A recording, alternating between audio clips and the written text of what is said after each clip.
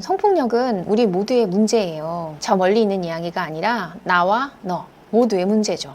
자, 친구가 장난으로 내 사진을 몰래 찍어서 단톡방에 올렸습니다. 이것은 친구의 장난일까요? 성폭력이 될 수 있을까요? 몰래, 장난, 단톡방이라는 단어, 요거를 다른 사례로 비유를 하자면 때리고 나서 장난이었대요. 잘못됐죠? 몰래 훔쳐놓고서는 들키니까 그냥 웃어 넘기자 그럽니다. 친구의 동의가 없었죠. 그런데 찍었어요. 그것이 특정 신체 부위예요.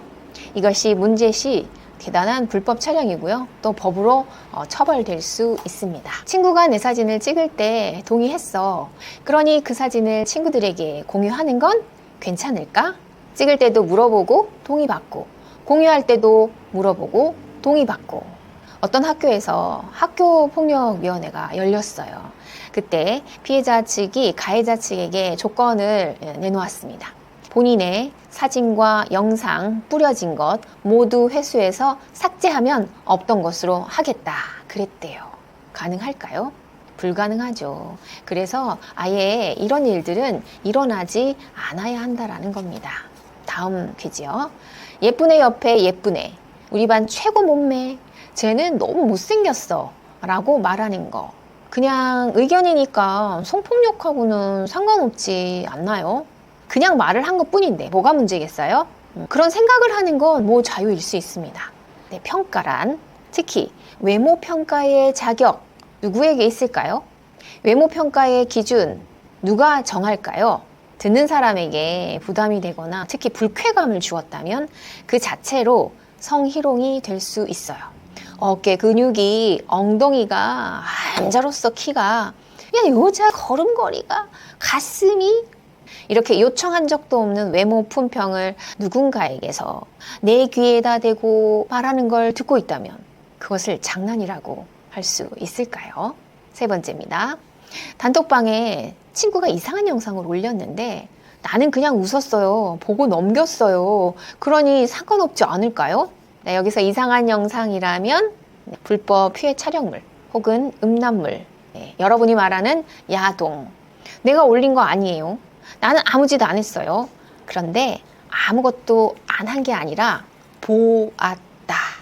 이후에 디지털 성폭력에서 다시 다루겠지만 보는 것이 왜 문제가 되느냐. 자, 한번 비유를 들어볼게요. 음식을 소비하는 행위 뭐예요? 먹는답니다. 옷을 소비하는 행위 뭘까요? 네, 입는다예요. 영상물을 소비한다는 행위는 뭘까요? 네, 바로 시청한다입니다. 훔친 음식을 소비했어요. 즉 먹었다. 그것은 불법이고요. 그리고 훔친 옷을 입고 다녔어요. 불법입니다. 처벌 대상이 될 수 있어요. 피해 촬영물, 불법 음란물을 소비, 즉 다시 말해서 시청했다. 불법이면서 처벌 대상입니다. 그런데 간혹 이야기를 하면서 처벌이 안 된다고 생각하는 청소년들이 되게 많더라는 거예요. 촉법소녀 제도를 두는 이유는 실수로 어쩌다 그래 미래가 창창하니까 기회를 더 줘보자, 교육시키고 고쳐보자 하는 제도예요. 그래서 전과가 남는 형사처벌은 면하게 해주겠다. 그러나 죄질이 나쁜 청소년들은 소년원에 송치해서 12개월에서 2년까지 사회와 격리시키죠. 그리고 안타까운 점은 영원히 촉법 나이라고 착각한다는 점이에요. 나쁜 짓에 대한 특히 회개와 용서를 구함도 없다면 사람들은 엄청나게 기억을 오래 하겠죠? 괘씸하니까. 그리고 SNS에 다 남아있게 된다는 거예요. 이거를 모르는 청소년들이 있어요. 영원히 청소년일 수는 없거든요. 성폭력의 정의 시작하겠습니다. 상대방의 동의나 합의 없이 몸을 만지거나 보는 것, 내가 원하지 않았는데 자신의 몸을 보여주는 행동, 성적인 언어로 놀려서 상대방에게 성적 불쾌감을 느끼게 하는 행위, 폭력과 범죄의 차이가 뭘까요? 폭력은 괴롭히고 고통을 주는 것? 범죄는 그 행동의 도가 너무 지나쳐서 사회가 처벌하게끔, 형사처벌하게끔 하는 행위를 범죄라고 하죠. 우리는 성인이 되어가는 과정 중에 뭐 어떤 것이 폭력인지 이런 것들 좀 잘 헤아려서 가려내는 그런 공부를 하면서 성장해야 됩니다. 우리의 행동이 폭력이 되지 않기 위해서는 동의에 관한 공부가 좀 잘 돼 있어야 되고요. 또 실천이 되어야 하거든요. 그래서 강조, 또 강조하는 거예요. 청소년을 위한 동의 준비했거든요. 요거 읽고 넘어갈게요. 청소년을 위한 동의를 구하는 방법을 모르겠다면 지하철을 탔어. 너라면 어디 앉고 싶니? 이 사람은 3번을 선택했어.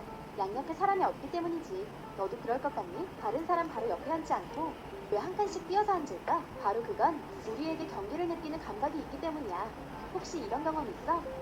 친척들이 아몬드는 반에서 몇 등 하니? 라고 물어본다거나 부모님이 내 일기장을 본다거나 친구들이 내 연애에 대해 소문을 내거나 사귀는 사이에 다른 사람에게 둘만의 스킨십을 떠벌리는 일 같은 건 말이야. 누군가는 괜찮다고 할 수도 누군가는 불편하다고 할 수도 있어. 누군가는 친구와 연애하는 것을 좋아할 수도 있어. 더 친해질 수 있잖아. 하지만 누군가는 내 사생활을 이야기하는 걸 불편해할 수도 있지. 경계는 사람마다 다르기 때문이야. 그리고 또 사귀는 사이에 서로 안고 있는 걸 좋아한다 하더라도 불실이나 다른 장소에서는 불편할 수도 있지. 경계는 상황에 따라서 달라지기도 하기 때문이야. 사람과 상황에 따라 달라지는 경계. 그래서 어떻게 해야 하냐고? 간단해. 경계를 넘을 땐 동의를 구하면 돼. 그런데 동의가 뭘까? 사전에는 이렇게 나와 있어. 의사나 의견을 같이 함. 다른 사람의 행위를 승인하거나 시인함. 맞는 말이지. 하지만 이것만으로는 부족해. 동의에는 3가지 조건이 있기 때문이야. 바로 적극적, 현재적, 수평적이어야 한다는 거야. 3가지 조건이 없으면 동의는 성립되지 않아. 여기 사이좋은 2사람이 있어. 한 사람은 분위기가 로맨틱해서인지 키스를 할 타이밍이라고 생각하나 봐. 그런데 상대의 표정이 좋지 않은 것 같아. 뭐가 문제일까? 바로 적극적 동의가 없었어. 로맨틱한 분위기는 동의를 뜻하는 게 아니야. 상대방이 적극적으로 동의한다고 대답하는 것이 중요해. 여기 오래된 커플이 있어. 이전처럼 스킨십을 하려고 하나 봐. 그런데 한 사람은 원치 않는 것 같아. 저번에는 괜찮았는데 뭐가 문제일까? 바로 현재 동의가 없었어. 예전에 한 적이 있다고 해서 또 하고 싶은 건 아니야. 매번 확인해야 해. 이 커플은 SNS에 연애 중 상태를 올리는 것 때문에 의견 차이가 있나 봐. 노랑이 알았다고 했는데 뭐가 문제인 걸까? 맞아. 이건 동의가 아니야. 헤어질까봐 두려워서 동의한 거잖아. 동의는 마음이 편할 때, 그리고 서로 평등한 관계일 때 가능한 거야. 우리가 평등한 관계인지 확인할 필요가 있어. 그런데 잠깐, 동의를 위한 평등한 관계를 어떻게 확인하지? 너의 관계가 정말 평등한 관계인지 다음에 체크리스트를 통해 확인해봐. 상대가 내 휴대폰을 보는 것이 당연하다. 내 친한 친구라도 상대가 싫어하면 만나기 꺼려진다. 상대방의 부탁을 거절해도 관계에 문제가 없다. 관계에서 불편한 일이 있을 때 편안하게 이야기할 수 있다. 방금 체크리스트는 관계가 한쪽으로 기울어지진 않았는지 확인하는 질문이었어. 너는 평등한 관계를 맺고 있니? 우리가 설명한 것 말고도 동의에는 다양한 상황과 맥락이 있어. 진정한 동의를 위해선 어떤 게 더 필요할까? 동영상에서 굉장히 많은 이야기를 전달하고 있죠. 네, 3가지 혹시 기억나요? 네, 적극적, 현재적, 네, 수평적. 네, 요거를 좀 더 추가해서 전달을 한번 해보도록 하겠습니다. 싫다고 했는데 계속 강요해서 결국은 허락하게 해요. 이런 강요는 동의가 아닙니다. 애인이니까 당연히 해도 되지. 아니요. 아무리 친한 사이여도 동의는 꼭 필요합니다. 네, 이것을 자발적이라고 하죠. 그리고 이 사진은 나만 볼 거야 하고서는 친구들에게 공유합니다. 동의 위반이에요. 그냥 재미로 찍는 거야 하고서는 불법 촬영을 하죠. 동의 위반입니다. 그래서 충분한 정보를 알고 결정을 해야 된다라는 거죠. 너는 충분한 정보를 알고 결정했어. 나는 충분한 정보를 알고 결정했어. 라고 하는 충분한 정보가 꼭 있어야 된다. 그래야 제대로 된 동의가 되어야 되고 그것이 동의다. 아무 말도 안 했으니까 동의한 거지? 아닙니다. 불편해 보이거나 가만히 있는다면 동의가 아닐 수 있다. 네, 명확히 yes라고 해야 합니다. 명확한 표현이죠.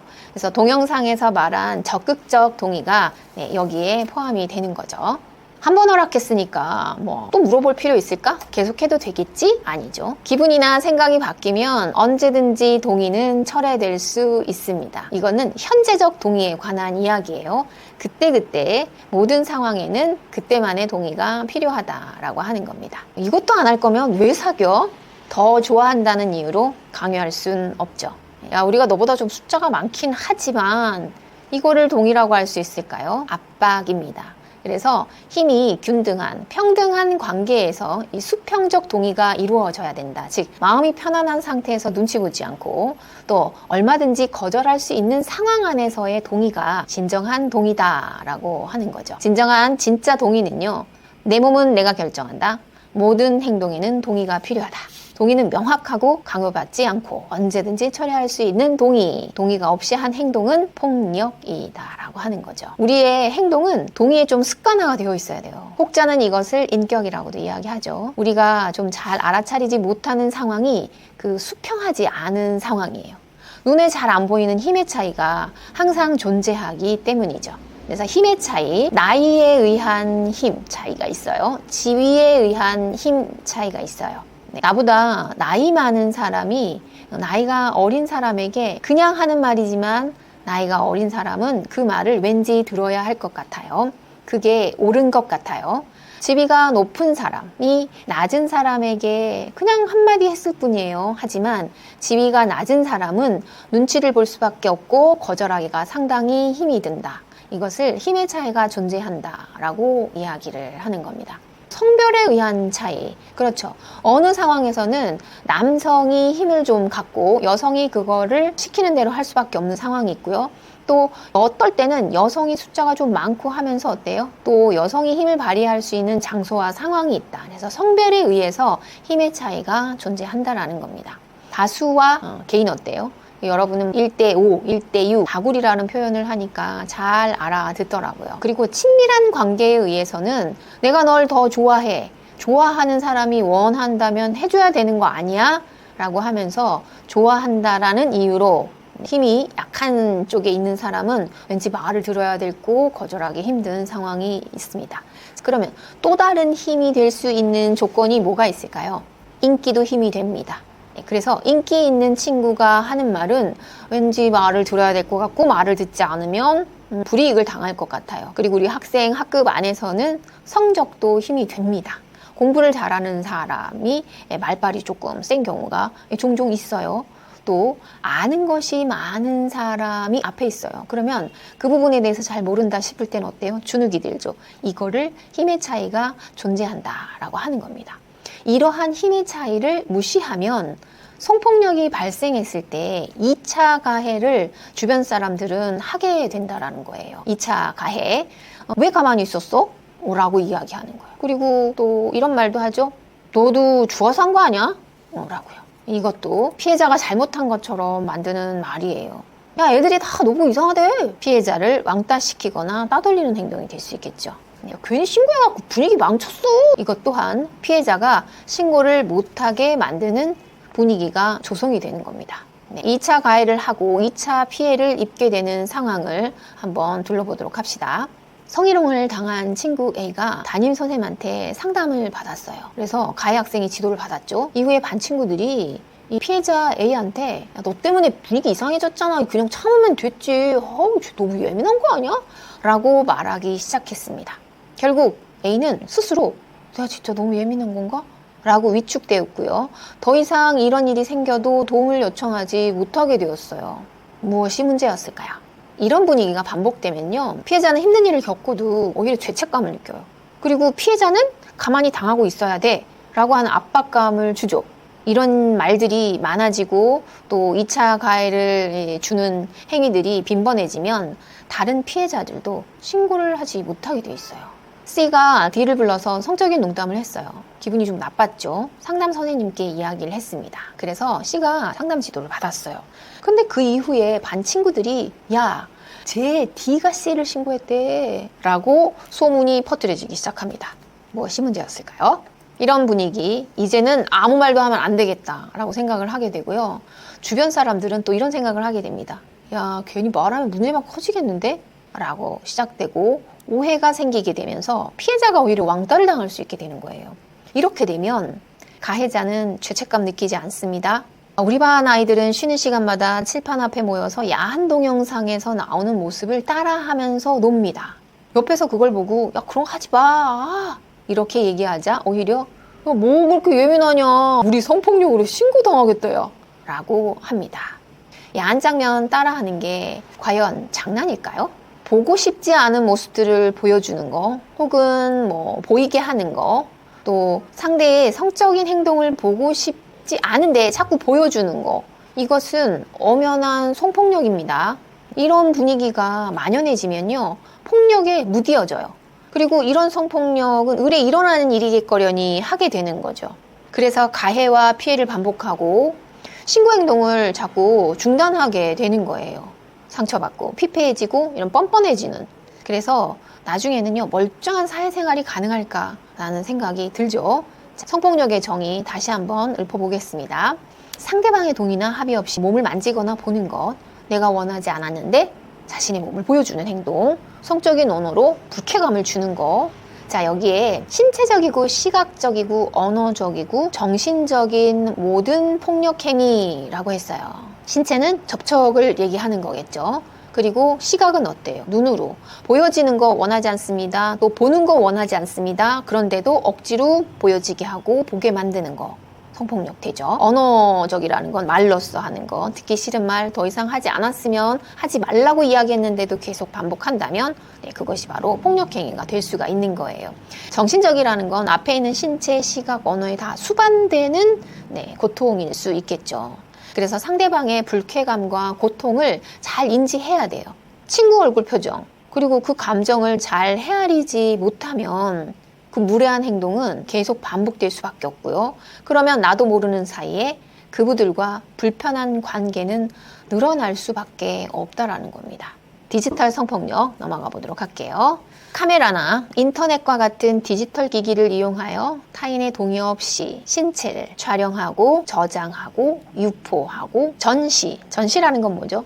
내 손 안에 이렇게 보여지는 거를 이렇게 눈으로 보일 수 있게 앞에다 갖다 대고 막 보여지게 만드는 거를 말하는 거죠.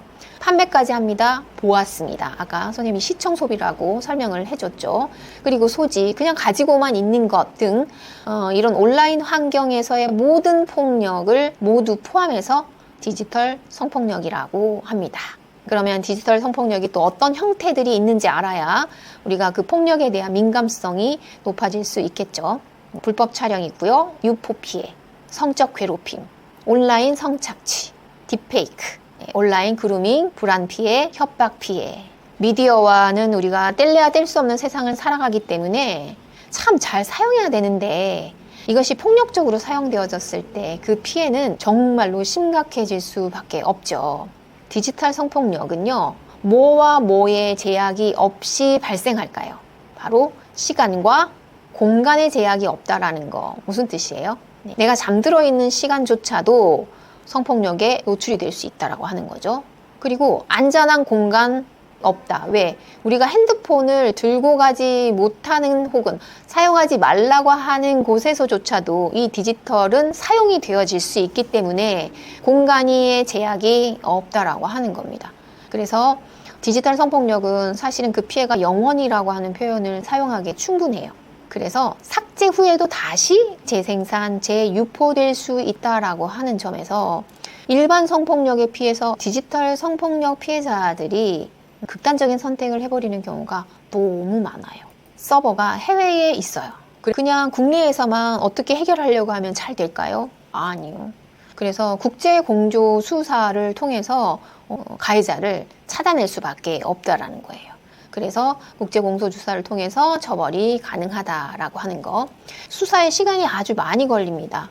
나라들이 협조를 지금은 잘해주고 있어요. 텔레그램까지도 이제는 수사에 공조합니다. 이 텔레그램이 안전하다고 아직까지도 잘못 알고 있는 친구들이 되게 많아요. 그래서 언젠가는 걸린다는 거 알아두셨으면 좋겠습니다. 촬영과 유포, 자, 촬영 시점, 유포 시점, 또 어떤 시점이 다를까요? 네, 바로 재유포 시점이 달라요. 공소시효가 뭐냐 하면 음식이나 여러 공산품을 보면은 유통기한이라고 하는 게 있죠. 네, 그래서 처벌시효라고 이렇게 이해를 하면 좋을 것 같아요. 그래서 나는 15년 전에 촬영을 했지만 재유포가 어제, 오늘이 될 수도 있다라고 하는 점에서 사실 공소시효라는 건 명언이라고 할 수도 있어요. 언젠가는 걸리게 된다라고 하는 이야기입니다. 피해 발생인지가 불명확해요. 그래서 실제로 성폭력 발생이 됐는지 안 됐는지에 상관없이 사람들은 어떤 불안을 호소할 수 있습니다. 뭘까요? 바로 피해 불안인 거죠. 선생님이 그 공중 화장실을 사용하면서 반짝반짝 빛나는 뭔가 카메라가 있는 것 같아 눈에 직접 보이지는 않지만 구멍이 너무 많아요. 그러면 거기를 피해서 나와야 될까요? 다른 화장실도 다 똑같은데? 그러면 어쩔 수 없이 용변을 보고 나올 수밖에 없죠. 그러면 시원하게 용변을 봤다 할지라도 마음은 어떨까요? 이게 바로 피해 불안이에요. 혹시라도 나의 민망한 모습을 누군가가 찍었으면 어떡하지? 그 찍은 것이 막 유포되면 어떡하지? 유포되어서 나를 아는 사람들이 보면 어떡하지? 내가 길을 가고 있는데 사람들이 저 사람 되게 민망한 모습 퍼지고 다니는 나 그거 봤어 라고 알아보면 어떡하지? 라고 하는 게 바로 피해 불안이에요. 성폭력 발생 여부와 상관이 없죠. 자, 그리고 이제 어떤 헬스장에서 남자 헬스 트레이너가 회원들을 관리를 하고 있는데 거의 옷이 노출이 많은 옷들을 입고 계시죠. 근데 그걸 누군가가 찍는 것 같았어요. 하지 말라고 얘기를 해도 아니라고 얘기를 합니다. 그럼 어때요? 불안할 수밖에 없어요. 지금 25년도 대한민국에서 이런 피해 불안들을 모든 사람들이 갖고 삶을 살아간다면 행복할까요? 다른 일을 제대로 집중해서 할 수가 없겠죠. 그런 대한민국에서 여러분 살고 싶을까요? 그래서 여러분들 그리고 선생님 이렇게 좋은 사람들이 이런 일이 발생하지 않도록 예방을 할 수 있어야 된다는 거예요. 세상엔 좋은 사람이 많을까요? 나쁜 사람이 많을까요? 100을 비유를 하자면 거의 98%는 좋은 사람이라고 여러분 생각하면 좋겠어요. 무슨 말이냐? 거의 2%에 가까운 사람들이요. 세상 범죄의 70%의 범죄를 저지른대요. 그러니까 나쁜 사람이 계속 나쁜 짓을 한다라고 하는 의미인 거죠. 90% 이상의 사람들은요, 아주 좋은 사람들이에요. 서로를 의심하게 되는 그런 현상이 나타나고 있어요. 누구 때문에? 나쁜 사람들 때문에. 그래서 우리 좋은 사람들은 서로 연대를 해야 된다. 범죄의 시초인 폭력을 빨리 알아차리고요, 중단시킬 수 있어야 된다는 거예요. 그래서 선생님이 이 자리에 온 거겠죠? 네, 폭력의 민감성을 한번 높여보도록 합시다. A와 B는 쉬는 시간에 C가 엎드려 있는 모습을 C가 바지를 일부러 살짝 내리는 듯한 모습으로 연출을 해가지고 사진을 찍었어요. 그래서 단톡방에 올렸어요. 반응은 완전 웃겨 뭐 이런 반응이었죠.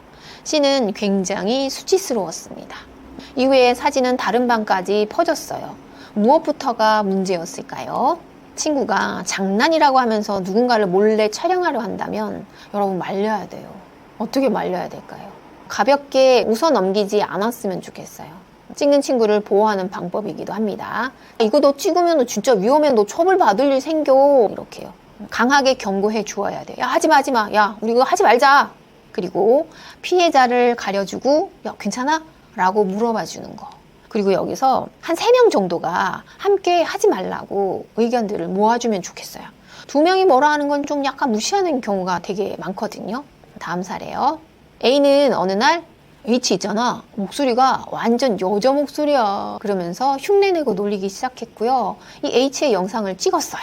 그러면서 SNS에 막 올리는 거죠. 그런데 댓글에 야, 얘 게이 아니야? 뭐 이런 많은 댓글이 달렸어요.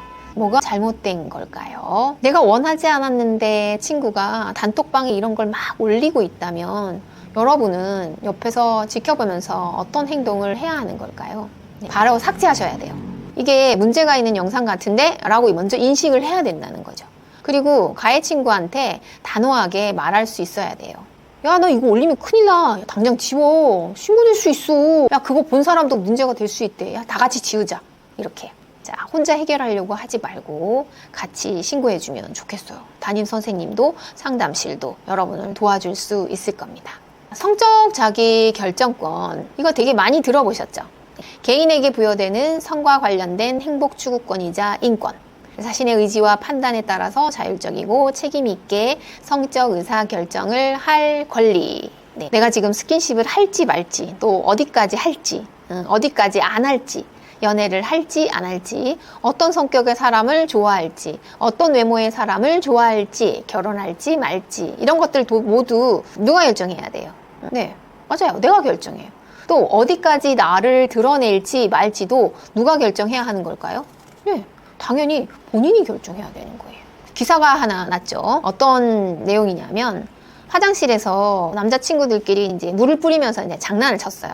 B가 소변을 보려고 화장실 안으로 들어갔죠. 그런데 A 친구가 옆에 칸에서 변기를 밟고 위로 올라가서 봤어요.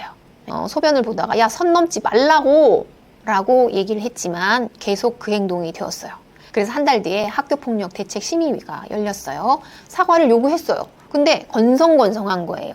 그래서 진정한 사과가 없었다. 약간 괘씸죄죠. 학교에서 이건 성폭력이다 라고 인정을 했고 너 봉사해, 그리고 교육받아야 돼, 그리고 이 피해자 친구에게 다가가지 마, 협박도 하면 안 돼 라고 하는 처분을 내렸습니다. 문제는 이 A가 이 처분은 위법적이고 불법이에요, 저 하기 싫어요 그랬어요. 변호사가 붙었어요. 자기는 그냥 숨기장난했다 이렇게 얘기를 한 거죠. 자, 재판부는 어떤 결정을 내렸냐 하면 화장실에 들어갔을 때 옷을 벗고 소변을 볼 거라는 거는 누구나 인지가 가능하다. 그런데 그거를 몰랐을 거다라고 얘기하는 가해자의 태도는 다분히 의도가 있었다. 그래서 B는 정신적 충격 그리고 성적 불쾌감을 느꼈고 보여주기 싫었던 모습을 보여진 거잖아요. 피해자의 의사에 반한 거 싫다고 분명히 말했다고 했죠. 그래서 성적 자기 결정권 침해라고 설명이 되어지고 있어요. 이건 뭐예요? 보여주기 싫은 건 안 보여줄 권리가 있어요. 그 권리를 함부로 침해하면 그것이 바로 성폭력이 된다라고 하는 거죠. 다음 사례 볼게요. 교실에서 여러 명이 모여가지고 핸드폰 안에 사진을 보면서 막 키득키득 대고 있어요. 근데 얼핏 보니까 누가 샤워하는 사진이랑 영상인 거야. 근데 옆 학교 친구가 보내줬대요. 좋은 거 같이 봐야 된다면서 막 공유해주고 있는 거예요. 뭐가 문제일까요? 앞서 설명했죠? 불법 음란물 배포에 해당하는 거예요. 음란물뿐만이 아니라 저작권이 있는 파일도 공유하면 불법이 돼요. 그런데 이 영상물 안에 나오는 사람이 아동 청소년이다 라고 했을 때는 아동 청소년 보호에 관한 법률에 따라서 더 엄중하게 처벌을 받을 수가 있습니다. 다음 사례요. A는 애인 B의 끈질긴 부탁에 못 이겨서 성관계 동영상을 촬영했어요. 촬영한 후에 A는 찝찝했지만 아름답고 소중한 둘만의 추억이라고 막 B가 말하니까 그래 그냥 넘어갔어요. 근데 성격 차이로 A는 이별을 구했어요. 그랬는데 B는 자기는 헤어질 수 없다면서 자살소동까지 벌이는 거예요.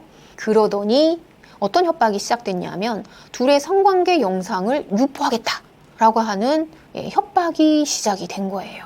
A가 한 동의는 진짜 동의였을까요? 좋아한다라는 이유만으로 너 그럴 거면 나랑 왜 사겨? 내가 너 더 좋아하는 건데 야 그럼 이럴 거면 헤어지는 게 낫지? 라고 얘기한다면 그건 강요죠. 동의를 받았다고 할 수 없어요. 강요에 의한 동의는 동의가 아닙니다. 그리고 A에게도 그래 찍어 라고 한 A에게도 잘못이 있을까요? 잘못 없어요. 강요했고 유포했고 한 가해자가 잘못이에요. 자, 여기서 여러분들이 2차 피해에 관한 거를 좀 잘 알아차려야 된다는 거죠. 이때 2차 가해가 가해지면 피해자는 이런 비슷한 류의 피해를 입은 사람들은 어때요? 신고를 못해요. 그래서 이런 가해가 일어나지 않으려면 2차 가해가 일어나면 안 된다. 자, 이별 상황에서 이런 일은 자주 일어날 수 있는 갈등일까요? 자, 선생님은 연애 교육을 가서도 어떤 말을 하냐면 연애를 시작하는 설레임에 너무 취하지 마라. 연애도 끝날 때가 있다. 자, 결혼도 요즘은 이혼도 하잖아요. 그런 것처럼 입학을 했으면 졸업도 염두에 두어야 하는 것처럼 영원히 지속될 것 같은 생각으로 행동을 해서는 여러분에게 안 좋은 결과가 있을 수 있다. 책임지지 못할 결과가 있을 수 있다라고 하는 말을 선생님은 연애 교육에서 많이 하거든요.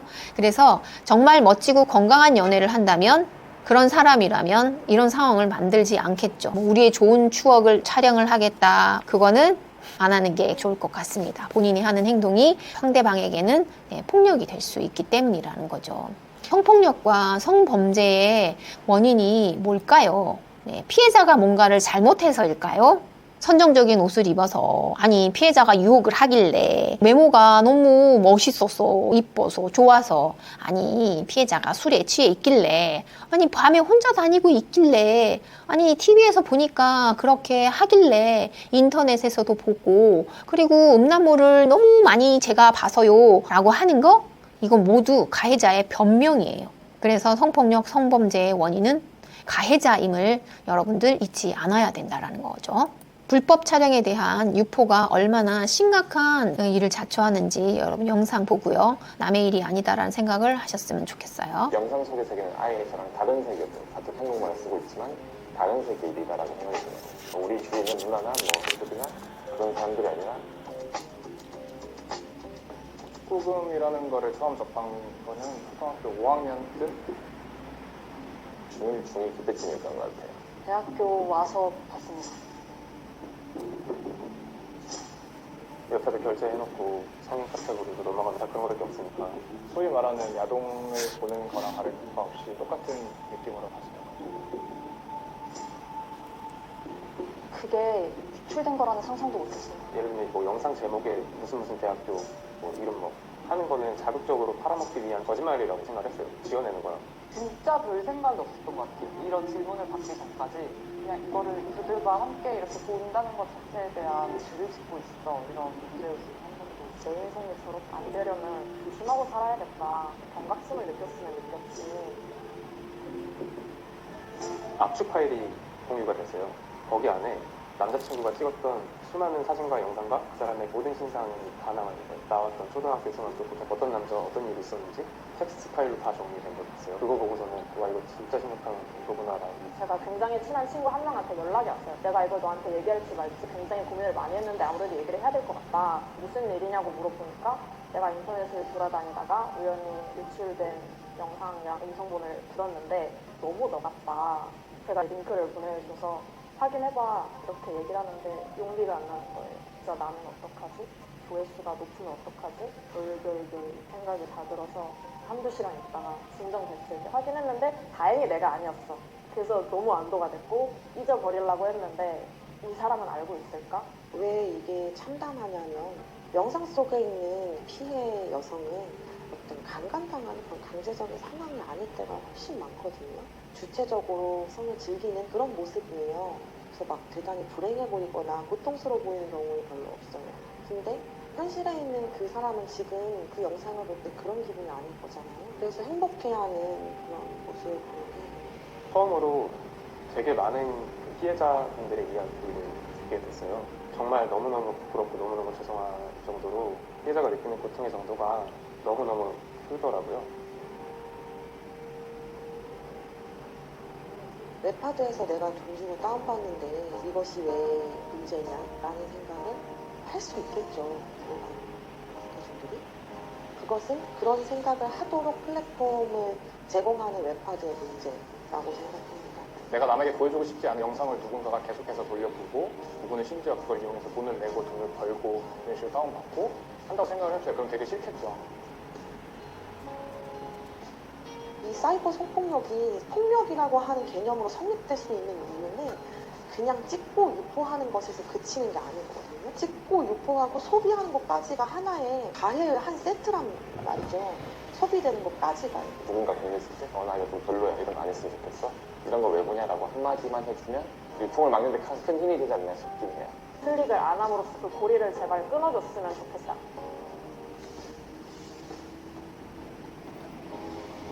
지금 청소년이라도 불법 음란물을 배포하면 처벌 대상이 된다는 걸 여러분이 아시면 좋겠어요. 자, 다시 한번 강조하지만 음란물 속에 청소년들, 아동 청소년들이 나오는 음란물을 소지하는 거, 또 배포하는 것 자체가 모두 더 엄하게 처벌된다는 걸 여러분이 아셨으면 좋겠습니다. 페이크 성범죄에 대한 얘기를 해보도록 할게요. 딥페이크 성범죄는요, 지인의 사진을 올리면서 다른 사람의 신체가 노출된 사진이나 영상에 지인의 얼굴을 합성, 반포, 복제, 2차 편집하는 성범죄를 딥페이크 성범죄라고 하고요. 5년 이하의 징역 또는 5천만 원 이하의 벌금이 취해진다는 걸 여러분이 아시면 좋겠습니다.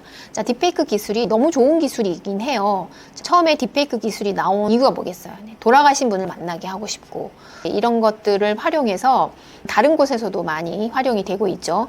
증인의 진술을 딥페이크로 변장해서 진술이 명확하게 잘 진행될 수 있도록 하는 거. 그리고 영화에서도 많이 사용되는 아주 선진 기술이에요. 근데 이게 성범죄에 악용이 되면서 특히 청소년들이요, 이 범죄의 늪에 빨려 들어간다는 거예요. 기사에서 보면은 딥페이크 피의자들의 성별에 보면은 남학생들이 되게 많아요. 근데 그 남학생들이 하는 말은 다 장난이었대요. 동급생이나 그리고 선생님의 얼굴에다가 합성을 해가지고 뿌리는 이 중학생들 처벌이 안 될까요? 아닙니다. 그런데 이 성범죄가 언제부터 어떻게 해서 이제 시작이 되었냐라고 하는 사실에서 보면은 시작은 초등학교 때 미술 실과 수업 시간에 기린 몸에다가 얼굴 합성하는 그래놓고 이제 막 낄낄대는 그거에서 시작이 되는 거죠. 새로운 기술이 좀 적응하면서 행동윤리라는 것도 습득을 해야 되는데 그게 되지 못했어요. 그러다 보니까 친구 얼굴을 마구마구 사용하면서 낄낄대기 시작을 하는 거죠. 그러다가 친구 몸매도 평가하기 시작을 하고 근데 이게 잘못된 일인지를 모르면서 진화하기 시작을 한다는 거죠. 근데 이제 이 범법자들이 피의자들이 음란물과 이 피해 영상물, 불법 촬영물에 노출이 되면서 이상한 생각들을 하기 시작을 해요. 근데 여성의 몸을 인간이 아니라 사람이 아니라 물건으로 생각하기 시작을 하는 거예요.